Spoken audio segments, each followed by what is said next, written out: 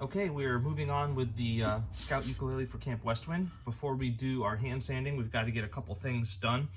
I've got to mask off a place with tape where the bridge is eventually going to get glued on, because we don't want finish in that spot, and we're also going to dress these front ends a little bit before we get started. So to begin with, I'm going to get out this straight edge where I have marked the scale lengths of each scale of instrument I make, and get out a piece of blue tape, and I'm going to set it roughly around the soprano area. This is a soprano scale, and I'm going to set out a walnut bridge here that I plan to use for this uke. And then I'm going to roughly set it where it's supposed to be. And now I'm going to use this Inca rule, and the reason I use this one is because unlike a lot of rulers, it's the same symmetrically on both sides, and you'll see why that matters in a moment. A lot of rules only have like 16ths on this side and 32nds on this side, or whatever they want to do, and so they're not the same, exactly the same on each side, but this one is. It's only to 32nds, but it's close enough for this job.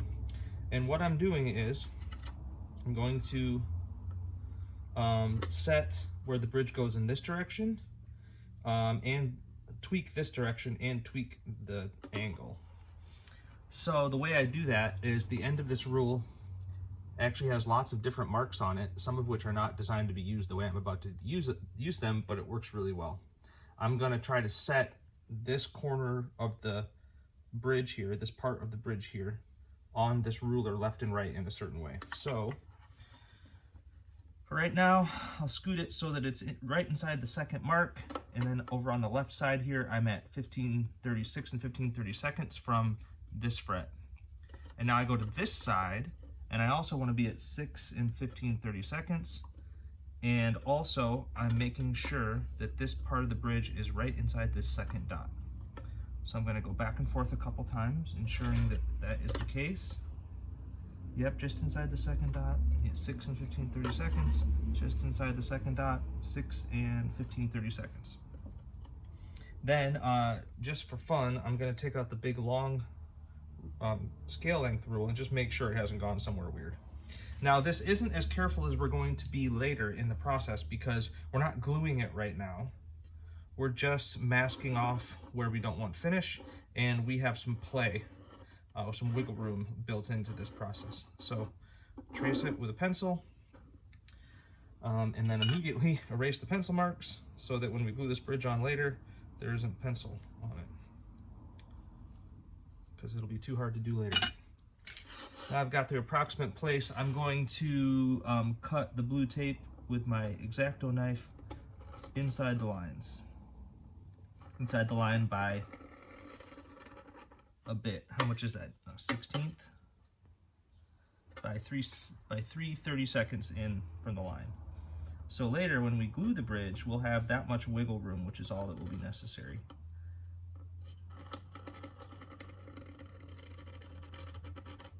You don't want to go too deep, obviously. You're just trying to score the where the bridge is going to go.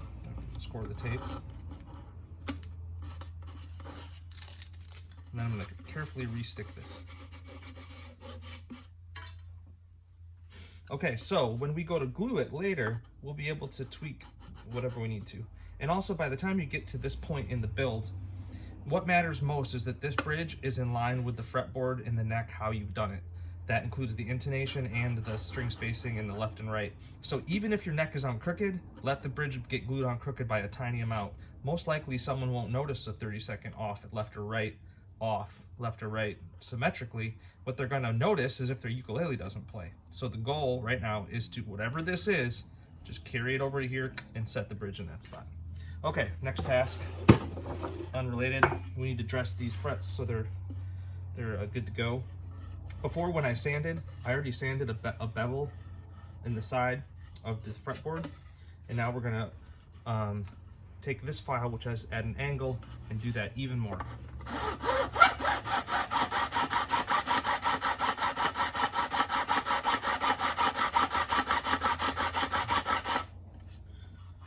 And then on this side,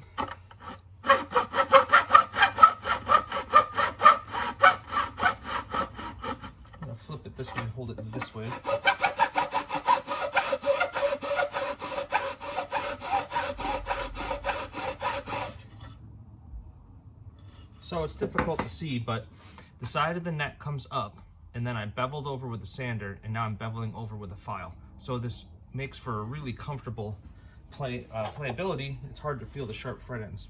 Now this file doesn't cut on this edge, it only cuts on the left and the right edge. So I can ride this right along the fret here, and I'm knocking off the burr that happens because of the file that we just used. So when we filed, it raised a burr on all these edges, and they're going to remain sharp until this happens. So I'm knocking off the corner burr and kind of rounding over the facet that we just created.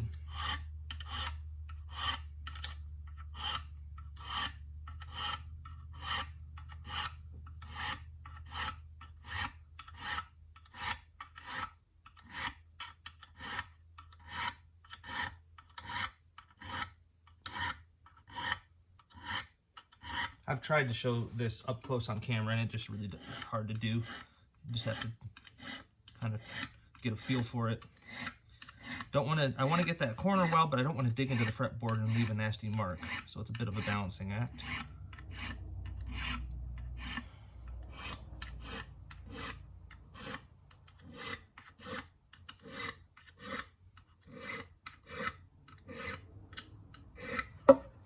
Okay, now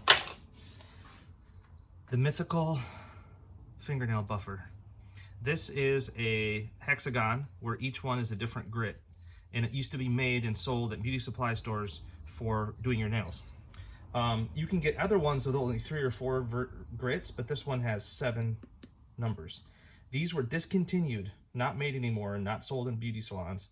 And Gordon from Miyamoe went to Alibaba, which is the Chinese manufacturing site, and he convinced someone to make this again. But he had to order a full pallet, a square pallet worth. This was maybe 5 years ago, 6 years ago. So he did. And when I left Miyamoe and went on my own, I was gifted 1 box of these, little square box, and I'm almost out of them. And you can see I use it till it's toast. This is probably gonna be the last time I use it. So the hardest grit is already worn off, so I'll start with the second hardest. I know that there's other commercial things like this available. I'll probably have to switch to those in the next month or 2 because these are all gone, and I'm not about to get a square pallet of these.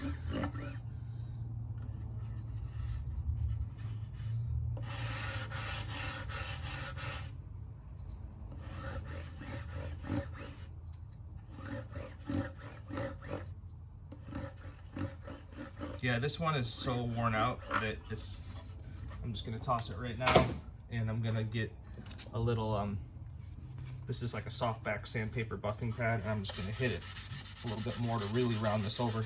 I don't want you to feel sharp fret ends when you play this. Okay, we're ready to do hand sanding and get some finish on this.